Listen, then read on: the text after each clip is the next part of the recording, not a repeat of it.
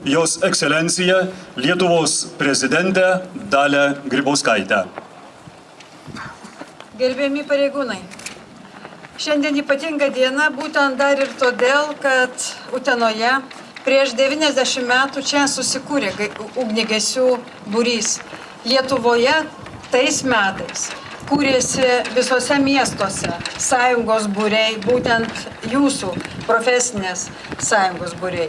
Taigi visa Lietuva švenčia ugniagesių 90-metį. Visoje Lietuvoje ši šventė bus labai graži.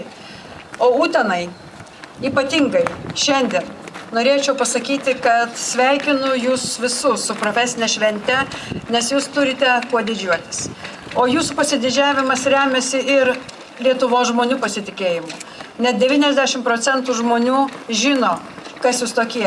Žino, kad jumis galime pasitikėti ir atsiremti jūsų petį kiekvieną dieną. Jūs esate ne tik ugniagesiai, pirmiausia, jūs gelbėtojai. Ir tai yra be galo atsakinga ir pasididžiavimo verta profesija.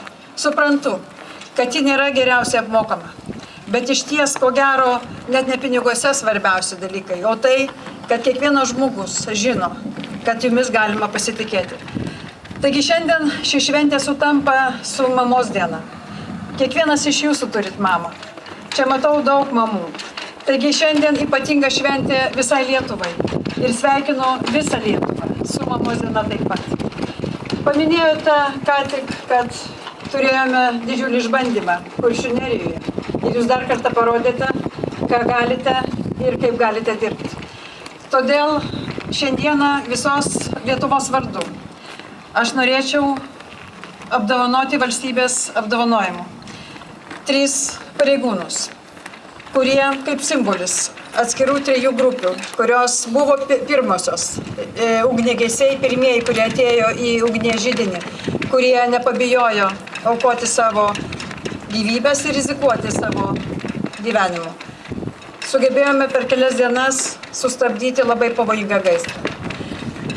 Pasimokyti visiems iš to reikės, nes atrodo, kad pamokų negebėjome padaryti po 2006 metų gaisro, ypač Kuršių Nerijoje.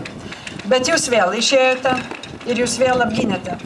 Netgi aplaidumą, kurį parodė ir ankstesnė valdžia, ir dabartinė, neparuošdama Kuršių Nerijos atsakingai naujiems gaisrams. Bet jūs buvote ten, kur turėjote būti.